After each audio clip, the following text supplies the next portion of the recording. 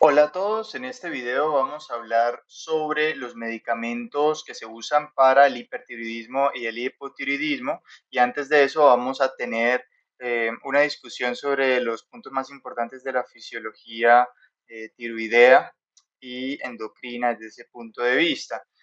Lo primero a la hora de hablar de la tiroides pues es tener en cuenta ese eje hipotalámico y hipoficiario, donde del hipotálamo vamos a tener una liberación de TRH. La TRH se une a las células acidófilas de la adenohipófisis y va a promover la liberación de TSH. La TSH se une a los receptores de la tiroides y allí va a promover la liberación de la tiroxina, la T4, que luego periféricamente por una desionidasa, una 5' desionidasa, se va a convertir en T3, que es la que es metabólicamente más activa. Eso es importante. T4 es la que más se produce y T3 es la que es más activa metabólicamente, la que tiene mayor potencia. Ahora, la liberación de esa T3 y T4 pues va a alterar la liberación a su vez de TSH y de TRH. Es una forma de autorregulación, de retroalimentación. Entonces, el aumento de los niveles de T4 y T3 va a llevar a una supresión de la liberación de TRH y a su vez una liberación de TSH, porque el cuerpo dice, yo ya tengo demasiada T4, T3, no necesito más, ¿para qué voy a seguir produciendo? Y mientras estos niveles se mantengan elevados, los niveles de TRH y de TSH especialmente, pues van a disminuir. Entonces, o en muchos casos, por ejemplo, los casos del hipertiroidismo, los vamos a ver suprimidos. Entonces, cuando nosotros encontremos una TSH de 0, una TSH muy bajita, 0.1, debemos pensar que estamos frente a un hipertiroidismo y obviamente pues vamos a confirmar eso al analizar ya directamente los niveles de T4, principalmente T4 o los niveles ya luego de T3. Entonces eso es básico. Por eso pues nosotros vamos a ver en un hipertiroidismo niveles suprimidos o bajos de TSH, niveles altos de T4 libre, y en un hipotiroidismo vamos a ver niveles altos de TSH y niveles bajos de T4 libre.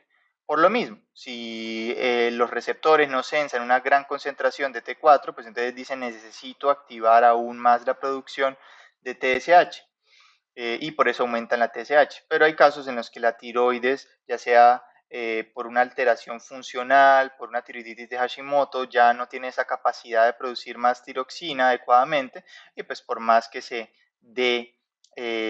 aumente los niveles de TSH, pues no aumenta la T4 libre. Entonces eso es lo que vamos a terminar viendo. Es un ejemplo. Y pues ahora miremos cómo es que funciona por dentro el folículo tiroideo. Pues este es un vaso sanguíneo que llega, esta es la célula folicular, este es el coloide tiroideo. ¿Y qué es lo que ocurre? ¿Cómo es que se toma el yodo, que es el ion pues importante a la hora de sintetizar las hormonas tiroideas? Tenemos aquí un transportador, un simportador, que es conocido como NIS, que es un simportador. Se llama simportador pues porque me va a permitir la entrada tanto de sodio como de yodo al mismo tiempo, un yodo que tiene una carga negativa, y cuando llega este yodo acá va a pasar a través de la pendrina. Entonces el NIS me va a permitir el paso del yodo de la sangre a la célula folicular, y la pendrina me va a permitir el paso del yodo desde la célula folicular hacia el coloide tiroideo o el coloide folicular. Entonces, cuando llega este yodo con esta carga negativa, pues este yodo con esta carga negativa no puede asociarse adecuadamente con la, con la tiroglobulina, que la tiroglobulina es una proteína de un tamaño considerable que tiene varios residuos de tirosina, tirosina, tirosina, tirosina. Y ustedes saben que la tirosina tiene en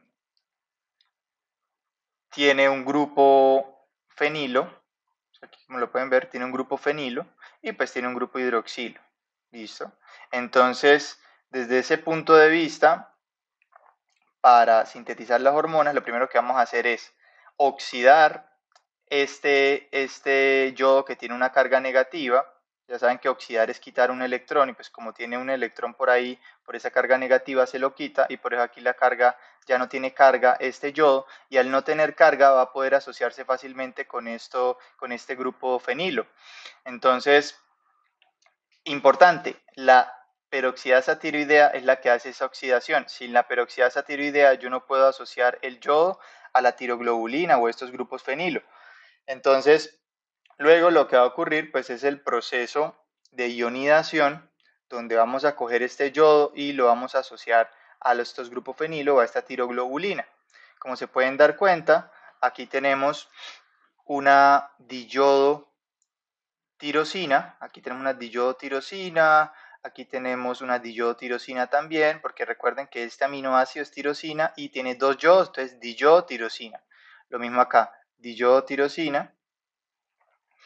Y luego, aquí tenemos una monoyodotirosina, por ejemplo. Entonces así se van a llamar cuando están asociados a la tiroglobulina. Todo esto es una sola proteína. Entonces, luego de que eso ocurre, lo que va a ocurrir es que hay una enzima que va a tomar uno de esta diyodotirosina y la va a pegar por este grupo hidroxilo. Va a haber una asociación, un enlace éster, y va a formar una tetrayodotironina, que va a ser una T4. Aquí, todo esto que está acá es una T4. Y aquí es una T3. La T4 se forma a través de unir dos diyodotirosinas. Entonces, esta se monta encima de esta, entonces forma T4. Y la triyodotironina, la T3, se forma cuando yo asocio una diyodotirosina con una monoyodotirosina, como es este caso. O, por ejemplo, esta se monta encima de esta y así quedaría. Esta sería una T3. Entonces, luego de eso, la tiroglobulina, que tiene pues varias cantidades de estas diyodos, tirosinas o monoyodos, tirosinas asociadas, va a ser endocitadas, va a devolverse hacia el folículo tiroideo y en el folículo tiroideo va a haber un proceso de proteólisis, se van a romper, se van a separar de toda esta proteína porque esta es como quien dice la matriz, la columna vertebral que está sosteniendo y está asociando esta T4, T3, T4, T3 y así. Entonces, eso es lo que ocurre. Entonces, cuando se da la proteólisis, simplemente estoy como liberando esas hormonas para que luego queden hacia la sangre. Entonces, a la tetrayodotironina la voy a llamar tiroxina, que es la T4, y a esta la voy a llamar triyodotironina, simplemente, que es la T3. Recuerden que en mayor concentración voy a liberar la tiroxina, que es la T4, y luego esa tiroxina se va a convertir en T3 periféricamente. Y lo que habíamos dicho, que la T3 es la que tiene mayor actividad metabólica. Entonces, este es el centro principal de la fisiología tiroidea, Aquí también hay una explicación, pues esta es una imagen de Katsum que es un poco más sencilla, y lo que nos dice es que el proceso de organificación por el que nosotros vamos a pasar las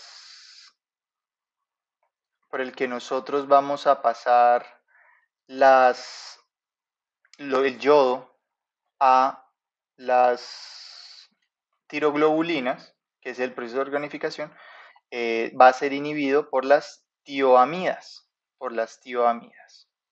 los yoduros.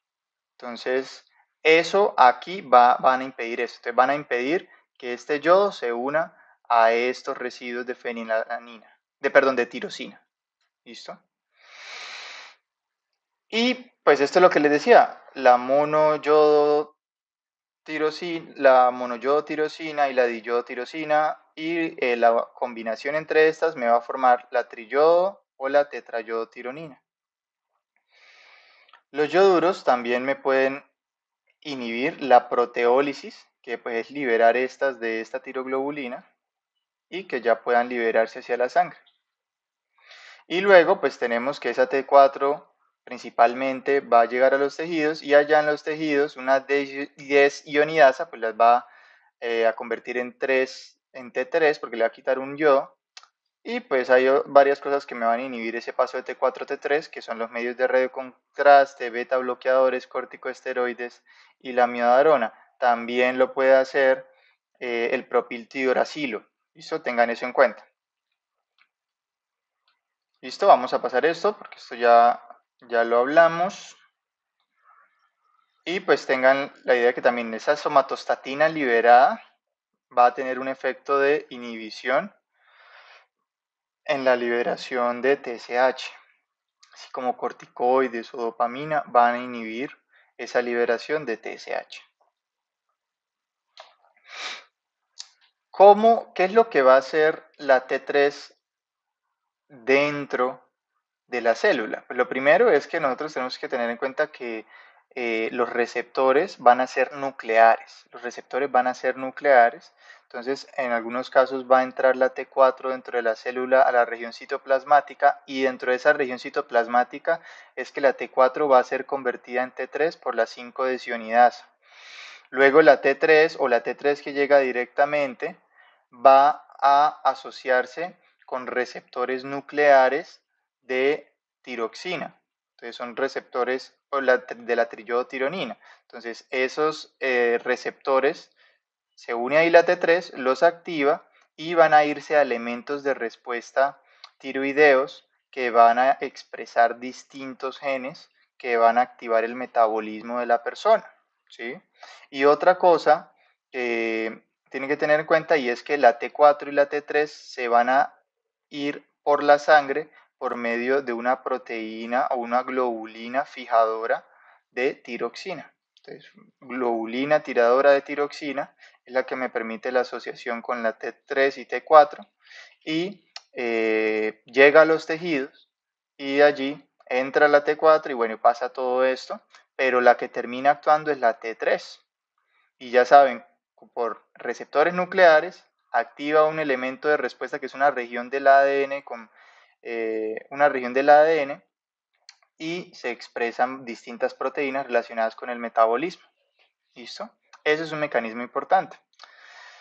Entonces, como pueden ver acá, ¿cómo se transportan principalmente las hormonas tiroideas? Pues por la globulina fijadora de tiroxina, la transtirretina, ¿sí? O en general de hormona tiroidea, porque también puede ser la hormona tiroidea, pero sí, y transtirretina, entonces esta me puede llevar la T4 y T3, recuérdenlo. La transtirretina, la albúmina, estas tres pueden transportar las hormonas tiroideas. Entonces, cualquier cosa que me afecte esas proteínas puede alterar los niveles de T4 libre y entre más T4 libre, pues vamos a tener síntomas, por ejemplo, hipertiroideos o entre menos T4 libre, pues podemos tener síntomas hipotiroideos. ¿Qué factores pueden afectar la fijación de la tiroxina? ¿Qué factores pueden afectar la fijación a la proteína fijadora o la globulina fijadora de tiroxina? Pues va a ser los estrógenos, el tamoxifeno,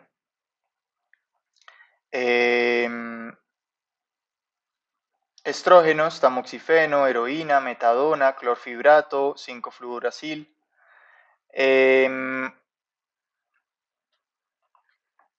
La infección por VIH y la enfermedad hepática también puede hacer eso. Entonces tengan en cuenta, digamos, los que más uno ve que se habla, pues estrógenos, tamoxifeno, pero pues todos tenganlos en cuenta.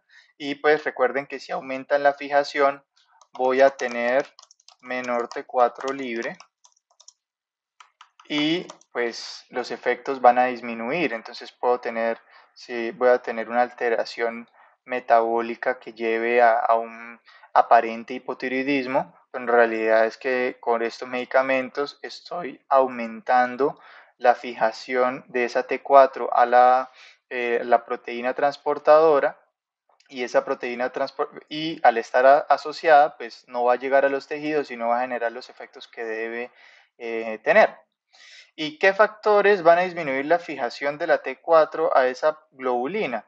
Los andrógenos, corticosteroides, L-asparaginasa, furosemida, salicilatos, el ácido mefenámico. Entonces aquí, digamos, esto lo podemos tener como uno solo, hablando de los AINES. Específicamente estos dos, ¿no? Específicamente estos dos. Pero pues estos hacen parte del grupo de los AINES. La fenitoína, carbamazepina o las enfermedades crónicas pueden llevar a una disminución de la fijación. Entonces, aumenta la cantidad de T4 libre y pues es lo contrario a lo que habíamos hablado. Pues podemos tener unos síntomas más de hipertiroidismo en ese caso. El metabolismo de las hormonas tiroideas, ¿cómo es? Pues principalmente hepático y a través de un proceso de glucuronidación que es tipo fase 2 y la excreción, el 40% es de tipo biliar. Entonces, eso también hay que tenerlo en cuenta.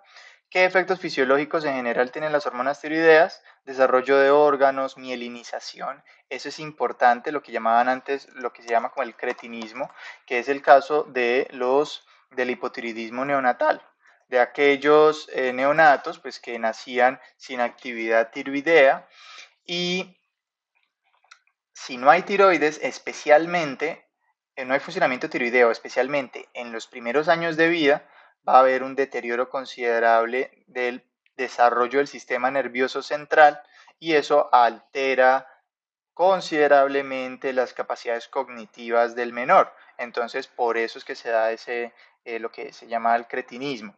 Entonces, eso tenerlo importante, entonces el efecto en el sistema nervioso central. Y pues en general tiene muchísimas funciones, pero siempre tengan en cuenta que va a tener una actividad metabólica.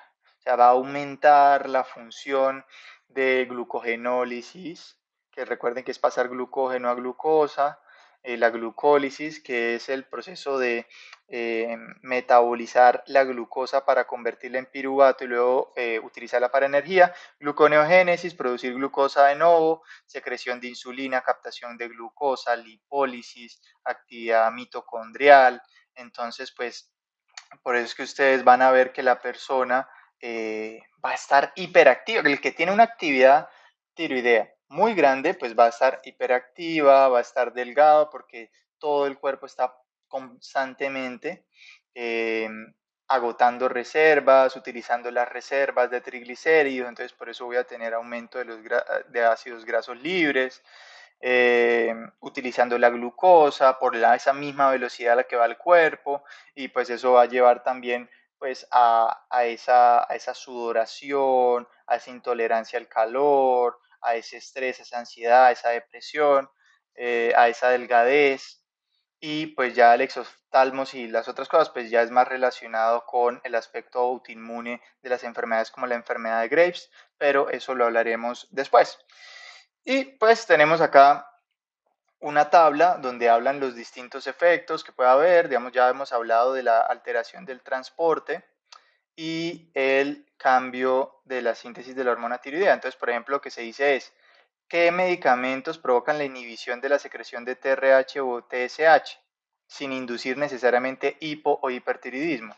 La dopamina, el bexaroteno, bromocriptina, metformina, tiene efecto en eso. Inhibición de la síntesis o liberación de la hormona tiroidea con inducción de hipotiroidismo. Entonces, esa inhibición se puede dar por los yoduros, se puede dar por las tioamidas, que estamos viendo que puede ser el metimazol, que puede ser el propiltiuracilo, la etionamida, inhibidores de la tirosina quinasa, inhibidores de la proteasa del VIH. Esos pueden inhibir la síntesis de la hormona tiroidea y pueden llevar a hipotiroidismo. Entonces, eso hay que tenerlo en cuenta. Ahorita vamos a hablar un poco más de eso. Esto ya lo vimos. Y pues también hay algunas que afectan el metabolismo en general del metabolismo hepático, ¿no? Entonces,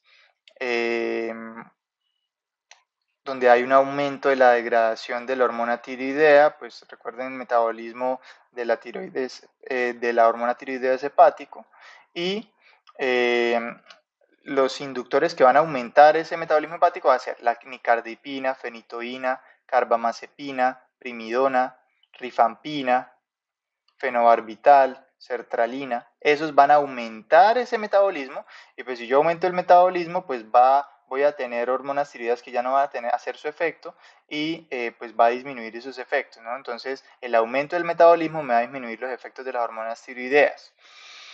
Y hay algunos que también van a promover la inhibición de la 5-desionidasa. De las más conocidas es la amiodarona, los beta bloqueadores y los corticosteroides y el propiltiuracilo.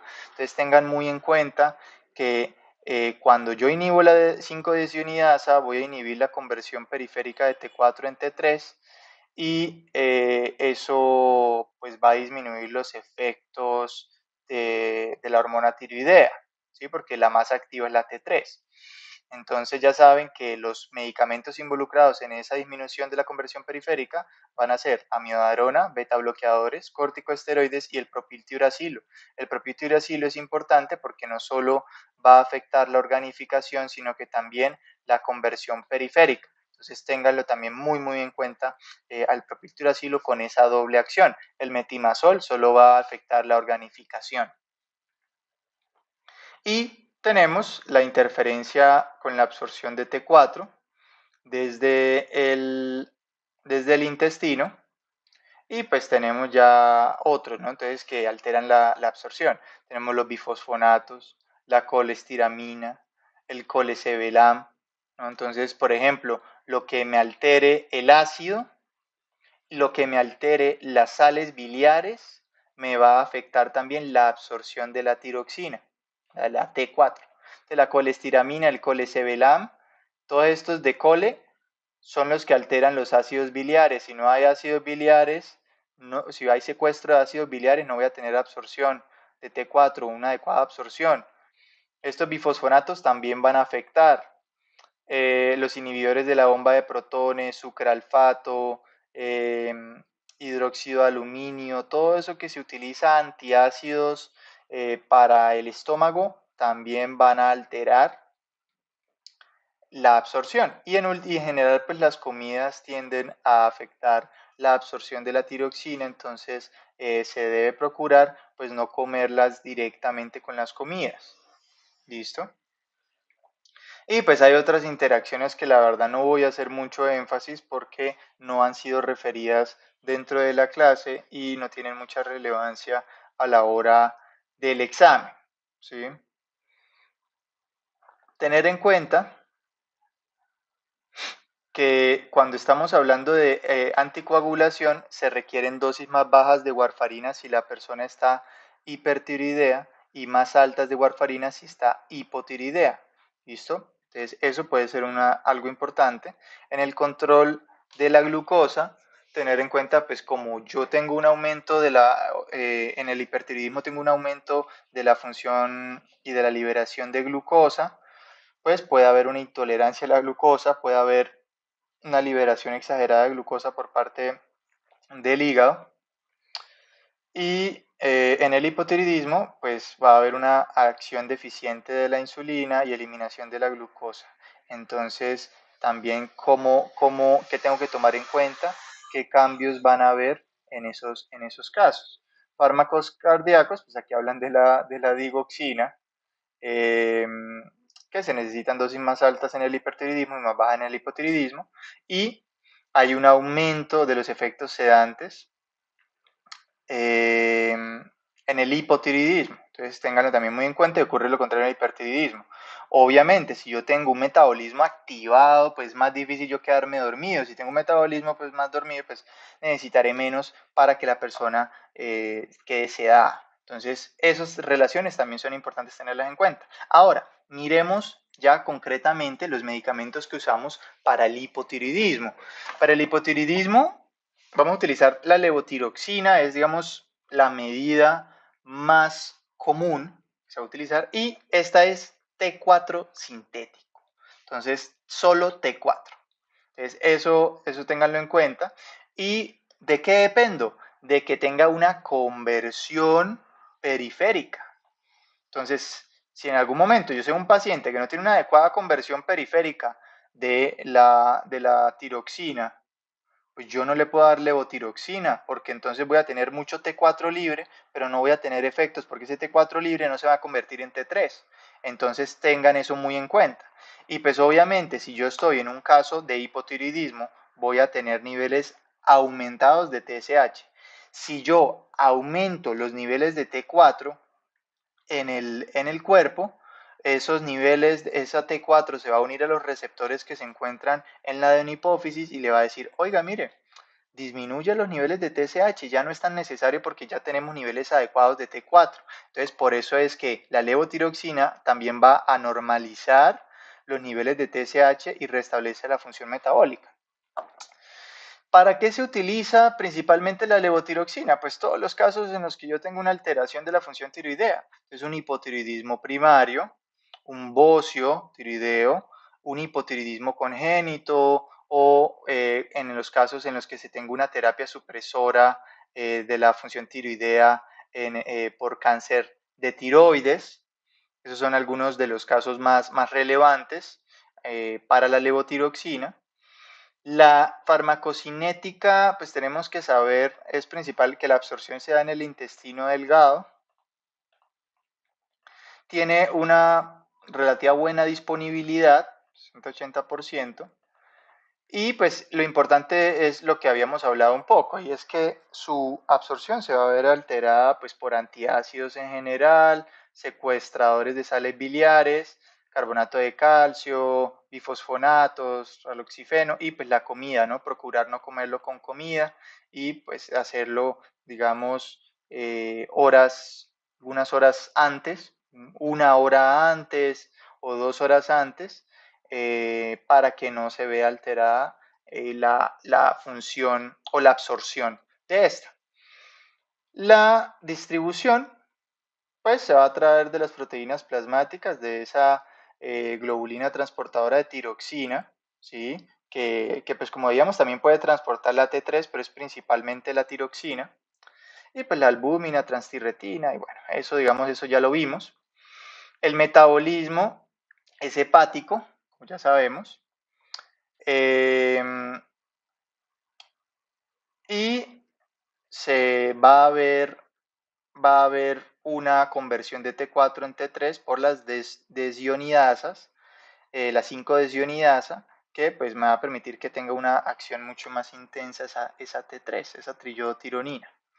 Entonces miremos qué factores que ya hemos nombrado. Entonces aquí está la fenitoína. Entonces aquí resaltamos de las más como importantes que pueden afectar la conversión periférica.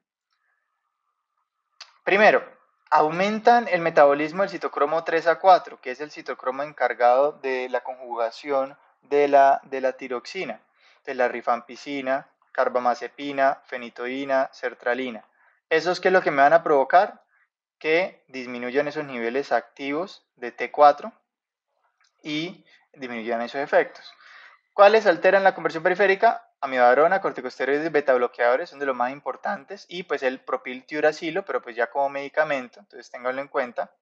Y alteran niveles de TSH y no T4, la metformina. La metformina tiene unos efectos y pues lo resalto acá, pues porque ya la estamos viendo en el tema de medicamentos que controlan la glicemia. Entonces, ¿por dónde se eliminan? Principalmente por la orina, y pues la vida media es de aproximadamente 7 días, ¿listo? Tiene una buena vida media en comparación con otras. En personas eutiroideas tiene esa media vida prolongada. ¿Qué es lo que me va a ayudar que la levotiroxina tenga una buena vida media? Pues que voy a poderlo dar una vez cada día. ¿Listo? Una vez. Pero hay otras que pues la necesitaré darle 2, 3 veces al día porque ya esa vida media biológica pues disminuye. Para mantener constantes los niveles de tiroxina, pues entonces se va a necesitar dar varias veces en el día. Miremos la dosis de la tiroxina, de la levotiroxina. Como ya habíamos visto previamente, lo básico es 1.6 microgramos kilogramo por día, tenerlo en cuenta. Y también considerar, pues en personas con mayor fragilidad, en adultos mayores, pues darle 25 microgramos día iniciando y dependiendo de la respuesta, pues se va ajustando, se van haciendo cambios de 10 al 20%, eso es lo que se acostumbra en esos casos. ¿Cuáles son los efectos adversos? Pues que si hay dosis excesiva puede haber un hipertiroidismo y pues los síntomas respectivos del hipertiroidismo y las contraindicaciones, pues ya sabemos, si la persona tiene un hipertiroidismo y no sabía en ese caso, pues eso obviamente, pero también si tienen problemas cardíacos, infarto agudo de miocardio, insuficiencia suprarrenal eh, o hipersensibilidad a la levotiroxina, pues no se pueden usar, pero pues digamos que son muy lógicos en ese sentido. Pasamos ahora de la levotiroxina a la liotironina. La liotironina, entonces la levotiroxina era T4 sintético, la liotironina es T3 sintético, entonces ténganlo en cuenta. Pero ¿qué diferencia además de eso tiene? Pues que tiene una vida media corta.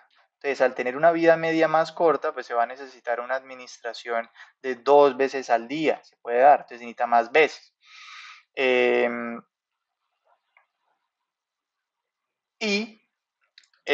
ese caso, ¿sí? Tenemos que tener en cuenta que se utiliza para un hipotiroidismo grave o agudo, o sea, cuando la persona ya se encuentra en un coma mixedematoso, porque necesitamos que la acción sea inmediata y yo no tengo que esperar a darle T4, esperar a que se convierta en T3 y luego que se dé el efecto, sino que de una vez le doy T3 para que el efecto se dé y no tenga pues un empeoramiento del cuadro clínico del paciente con ese hipotiroidismo grave. Y también en los casos en los que el paciente cuente con una mala conversión periférica de T4 a T3. Entonces, en esos casos también vamos a utilizar la liotironina. La levotiroxina es como lo básico que se le da a cualquier persona que tenga un hipotiroidismo, pero la liotironina ya es más para ese hipertiroidismo grave o cuando existe una mala conversión periférica de T4 a T3. ¿Cuál es la farmacocinética? Una buena biodisponibilidad oral, 95%. Tenemos una distribución, pues ya sabemos que la distribución también se va a dar por esta globulina transportadora de tiroxina. La metabolización va a ser en el hígado, ¿sí? Por medio de desionidación o desyodación y proceso de conjugación, que es un proceso de fase 2, eso también ya lo sabemos. Y tiene una vida realmente corta de un día, de 25 microgramos día, dependiendo de lo que vaya necesitando. La dosis máxima es de 100 microgramos día. Entonces tengan en cuenta ese dato. Y entre los efectos adversos, pues ya sabemos, cuando yo estoy dando todo lo que esté dando hormonas tiroideas, me puede provocar hipertiroidismo. Y las contraindicaciones son muy similares a las anteriores, a las de la levotiroxina. El Liotrix es la combinación de la levotiroxina con la liotironina. Entonces va a tener T4 y T3 al mismo tiempo. Entonces eso también es un dato. Y la proporción tiende a ser mayor cantidad de levotiroxina que de liotironina. Y pues eso es como se presenta también en la tiroides. En la tiroides nosotros producimos mucha más T4 que T3. ¿Listo? Entonces puede también ayudar en estos casos el Liotrix a los pacientes con dificultades en la conversión de T4 a T3. Y el la T4 que queda por ahí libre, pues me ayuda a que poco a poco pues, se va convirtiendo a T3 y me va ayudando a mantener esa función tiroidea, esos efectos tiroideos constantes. ¿Listo? Las indicaciones, hipotiroidismo también y importante, lo de los pacientes con dificultad en la conversión de T4 a T3. La dosis puede ser de 25 microgramos de T4 y 6.5 microgramos de T3 al día y se puede ir manteniendo, digamos, se puede ir cambiando pues dependiendo. Ahora, se comienza con 25 microgramos de T4 y 6.25 microgramos de T3 al día y luego pues se puede mantener 50 a 100 microgramos de T4 y 12.5 a 25 microgramos de T3. Entonces, aproximadamente es como si duplicaran, la dosis de mantenimiento es como el doble de la dosis inicial. ¿Listo? El doble o a veces puede terminar siendo el triple. Entonces, no creo que pregunten esto, pero tenerlo en cuenta al menos que yo voy a dar una cantidad distinta, una cantidad mayor de T4 y una menor de T3. Y los efectos adversos similares allá a lo que hemos hablado previamente. Tenemos el tiratricol. ¿Qué es el tiratricol? Es un derivado metabólico de la triiodotironina. Es derivado metabólico de la triiodotironina que actúa uniéndose a receptores de hormonas tiroideas en núcleos celulares, al igual que la triiodotironina. ¿Qué es lo que ocurre? Es que la actividad hormonal del tiratricol va a ser más rápida y potente que la T3 y la T4. ¿Listo? Y tiene otra función clave, y es que puede suprimir la TSH por ese proceso de retroalimentación negativa. Entonces, en diferenciación con la liotironina, yo voy a tener una mayor potencia, ¿sí? La acción es más rápida y voy a tener una supresión de la TSH, de la liberación de la TSH en estos casos. ¿Para qué se utiliza? Pues se utiliza en los casos de cáncer de tiroides diferenciado para reducir el riesgo de crecimiento de tejido tiroideo remanente o en casos de metástasis, por ejemplo. Entonces, el tiratricol me va a ayudar a suprimir la liberación de TSH que me podría activar el funcionamiento del tejido remanente cuando se hace una tiroidectomía en los casos de un cáncer de tiroides. Entonces, por eso yo necesito una sustancia que me suprima esa TSH, que es el tiratricol, y que además pues tenga unas potentes acciones a nivel periférico. Listo.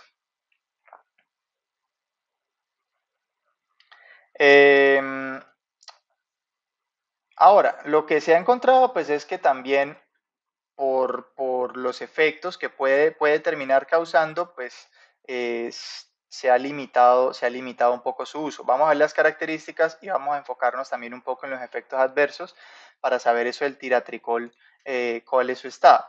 Farmacocinética, buena absorción gastrointestinal, distribución, ya sabemos que se une a proteínas plasmáticas, pero tiene una menor afinidad proteínas plasmáticas que la T4 y T3. Eso ayuda a que pueda estar aún más libre y pueda tener más efectos metabólicos relacionados con la tiroides. Pero eso puede ser malo, puede llevar a efectos adversos, sabemos. Entonces, depende mucho de la dosificación, podemos encontrar unos efectos adversos considerables.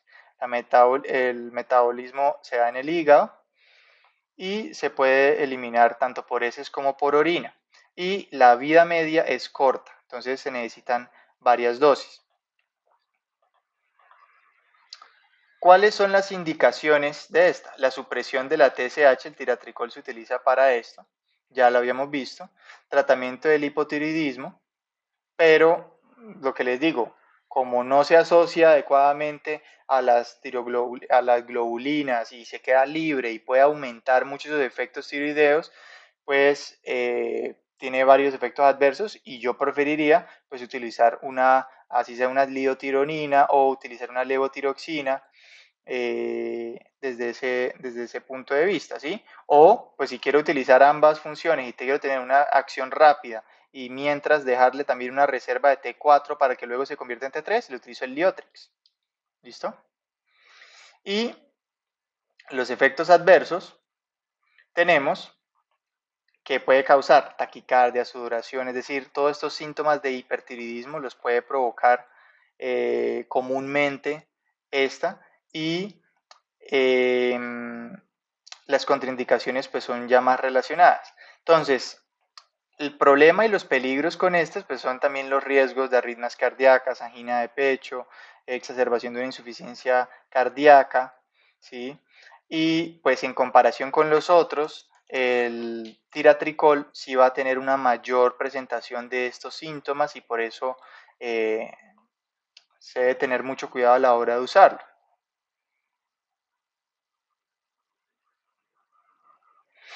Tirotropina alfa, ¿qué hace la tirotropina alfa? Pues es una versión recombinante, o sea, sí, es una versión recombinante de la hormona estimulante de la tiroides, es decir, cumple la función de la TSH como tal y va a estimular la captación de yodo y la producción de hormonas tiroideas.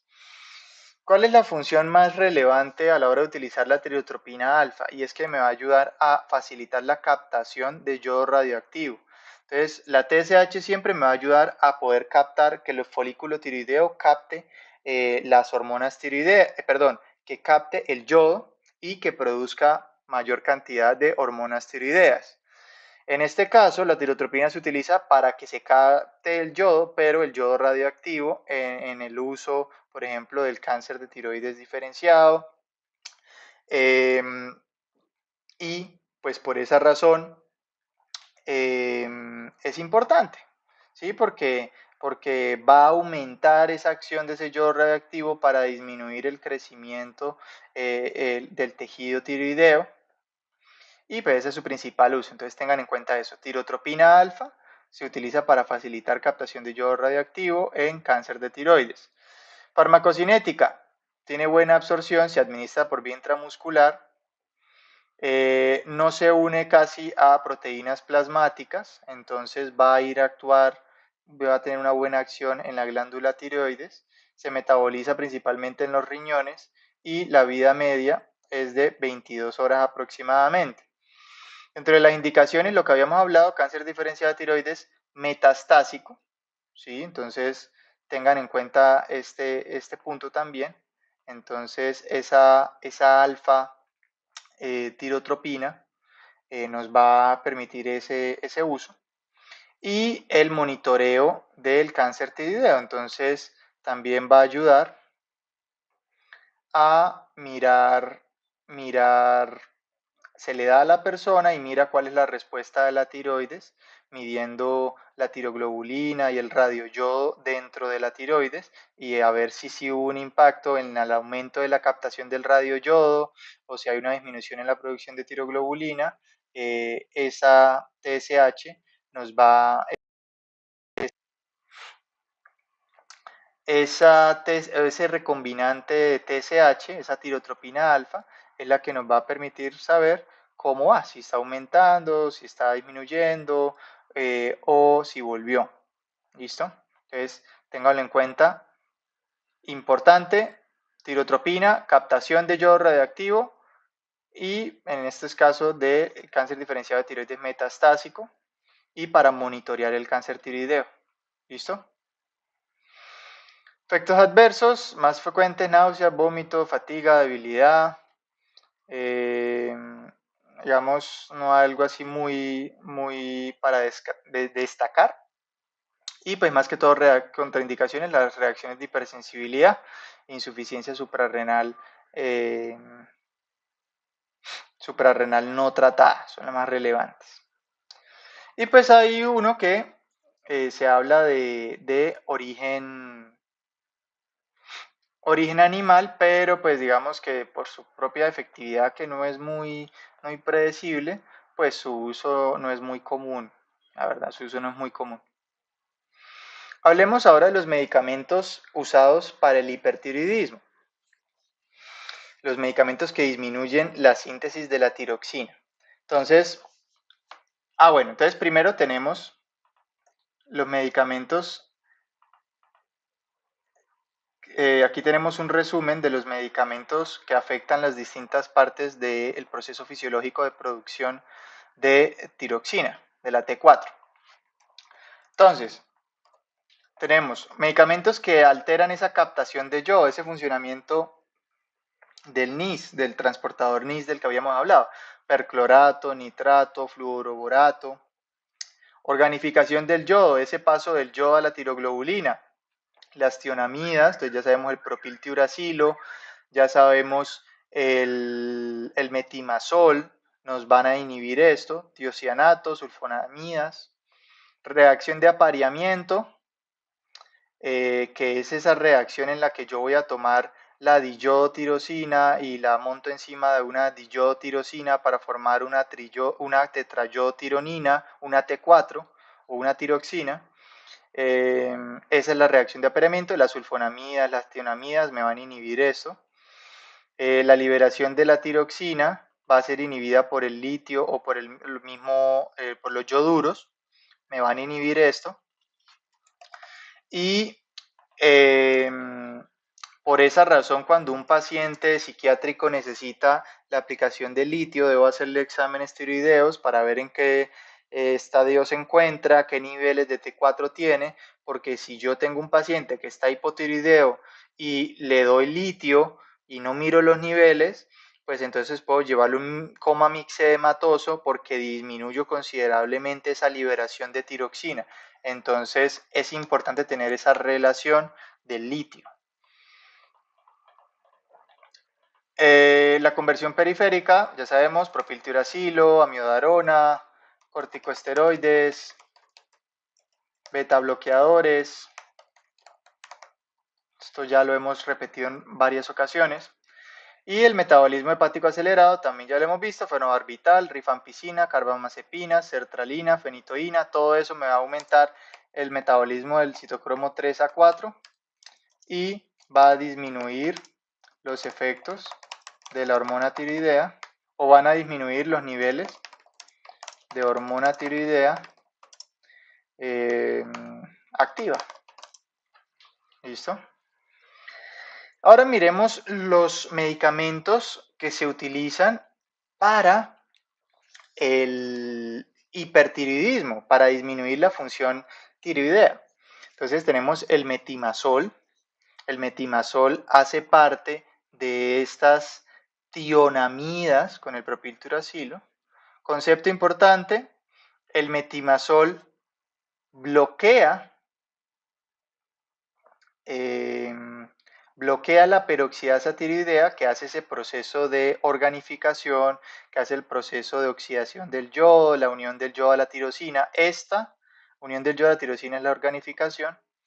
Y pues en última la síntesis de T3, T4. Esa es su única función del metimazol.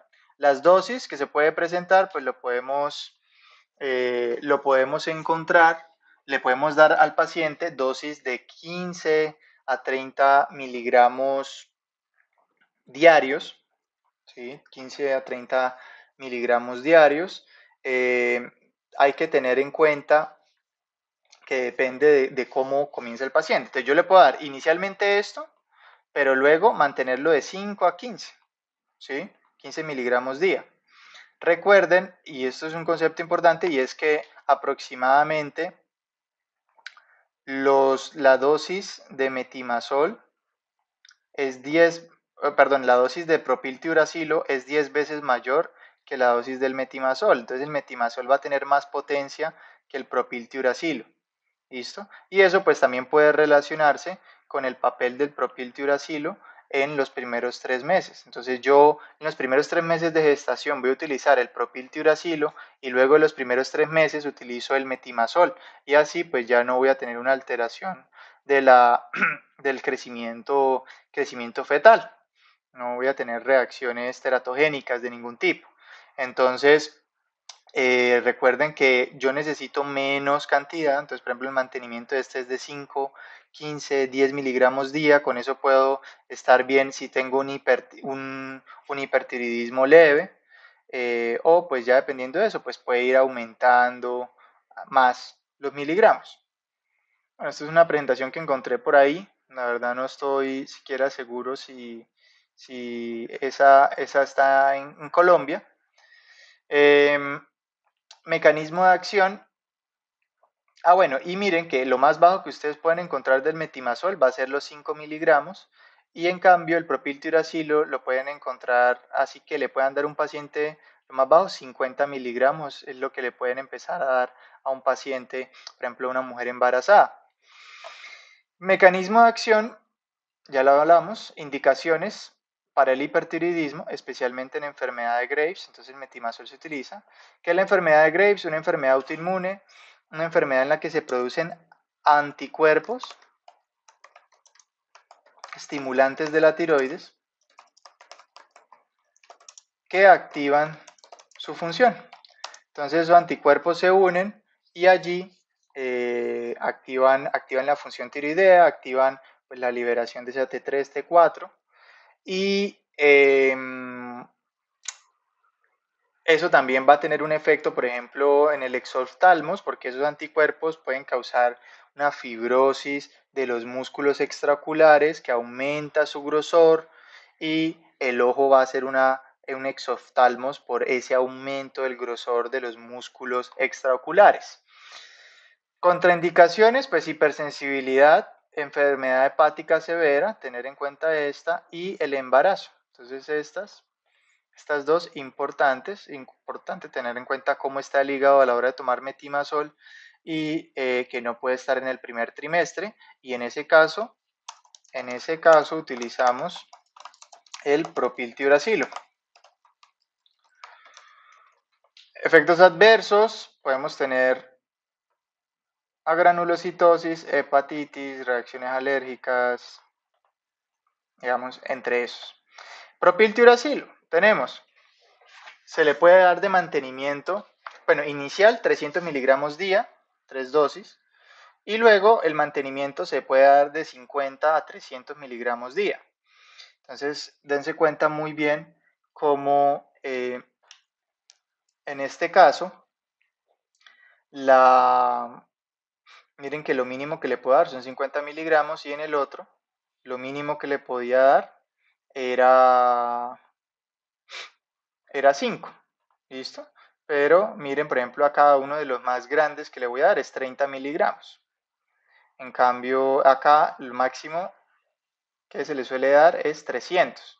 Entonces miren que es una relación de 10. Voy a darle 10 veces más en el propiltiuracilo para la misma afección. Entonces es menos potente que el metimazol. Tengan en cuenta eso.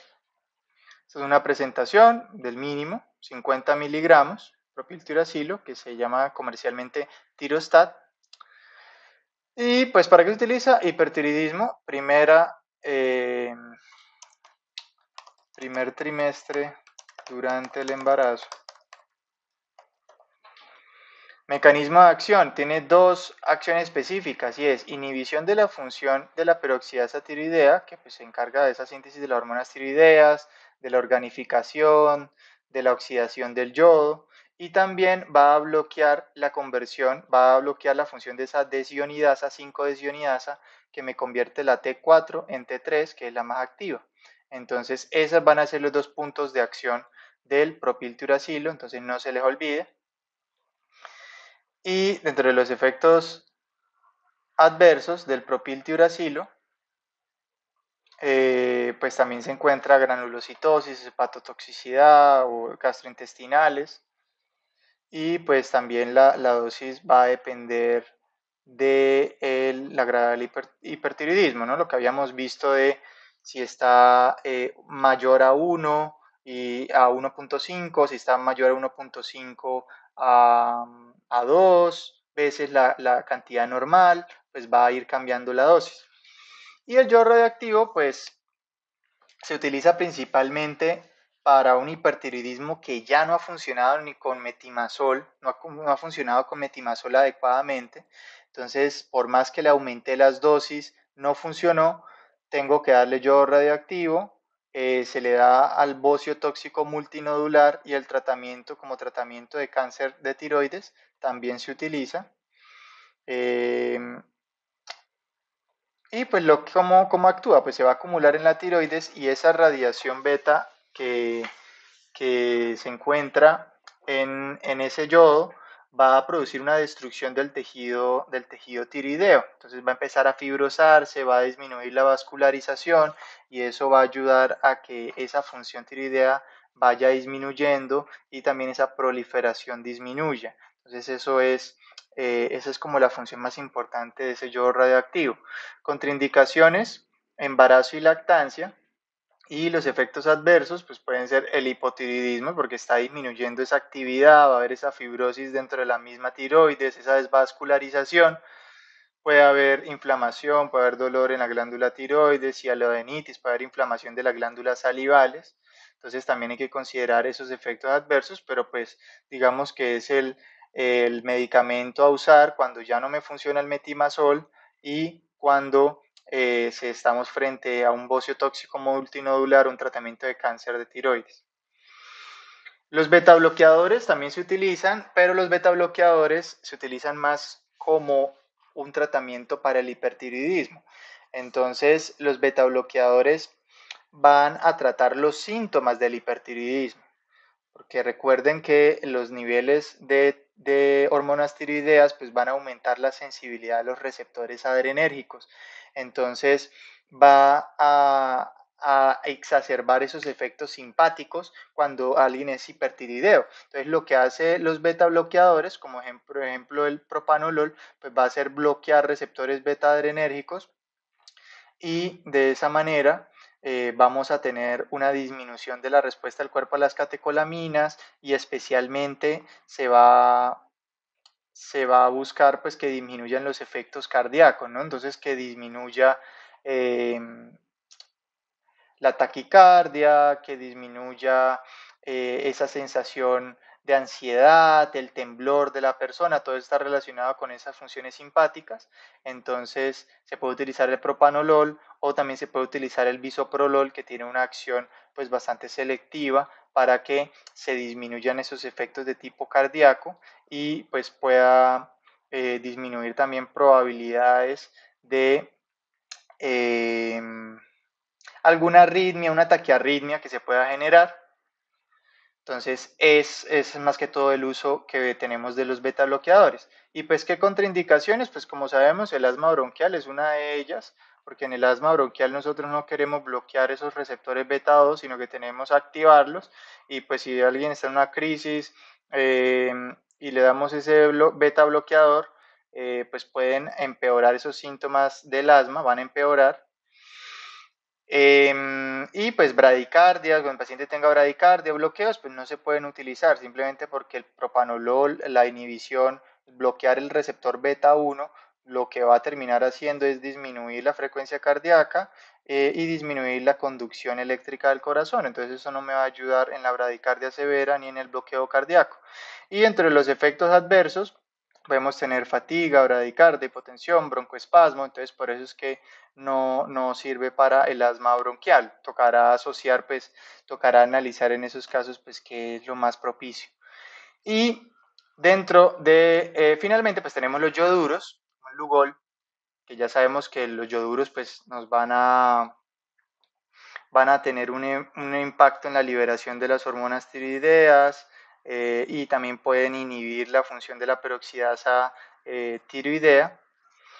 Y estos lo que van a hacer, pues se pueden ver en dosis de 5 a 10 gotas, 60 miligramos de 30 a 60 miligramos al día.